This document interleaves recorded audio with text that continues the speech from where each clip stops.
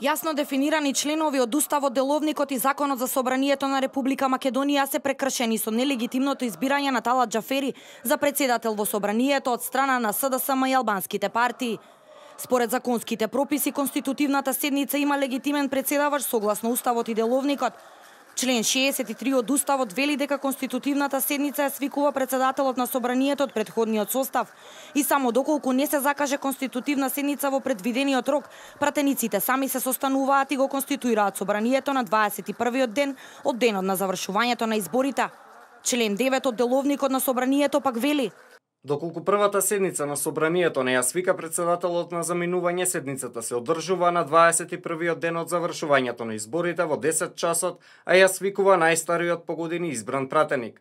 Пратеникот кој ја свикал првата седница председава со седницата на собранието, додека новоизбраниот председател или еден од подпредседателите не ја преземе должноста.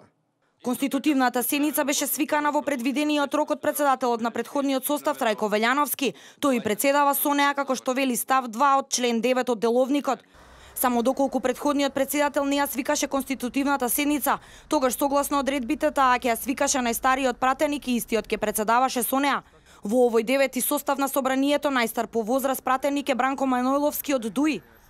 Ако се земе ова во предвид, тогаш целосно нелегитимна, противуставна и надвор од секаква деловничка процедура е улогата на Ферид Мухиќ како председавач, кој всушност не е ниту најстар пратеник во овој состав на собранието, ниту пак има деловничка оправданост за друг председавач на конститутивната седница. Друго прекршување на одредбите од Деловникот на собранието представува обидот на СДСМ и албанските партии за ново продолжување на конститутивната седница, откако председавачот Велјановски веќе го прогласи за затворено 20-тото продолжение и соопшти дека следното 21-то ќе биде утредента во 11 часот, што беше договорено по претходна консултација со сите политички партии. Членот 68 од Деловникот го уредува времетраењето на седниците. Во ставот 4 од членот 68 се наведува дека седница на собранието се одржува во времето од 11 до 18 часот, со пауза од 1 час, ако председателот на собранието за одделни седници поинаку не одлучи. Согласно одредбите од Деловникот и Законот за собрание, седниците на собранието и на работните тела се јавни, што значи дека јавноста подразбира пренос на целото времетраење на седницата на собранискиот канал, а истото е регулирано и со одредби од Законот за собранието. Во член 32 од овој закон се вели: собранието има програмска одговорност за емитување на програмскиот сервис наменет за емитување на активностите на собранието. Собранието обезбедува услови за пренос на дигитален ТВ сигнал до крајните корисници.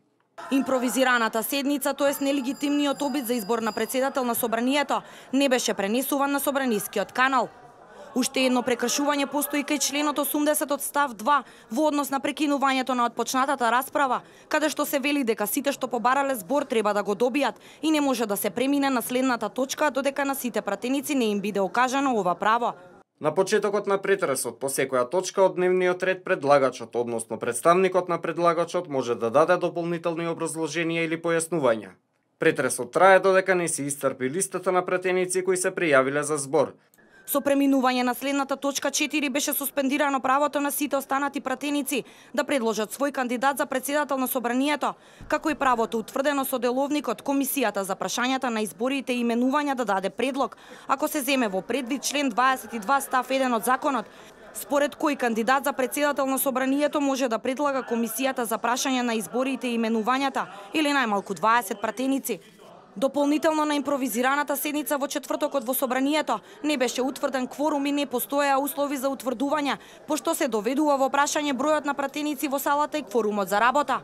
Член 95 од Законот за собрание вели: собранието може да одлучува ако на седницата присуствува мнозинство од вкупниот број пратеници.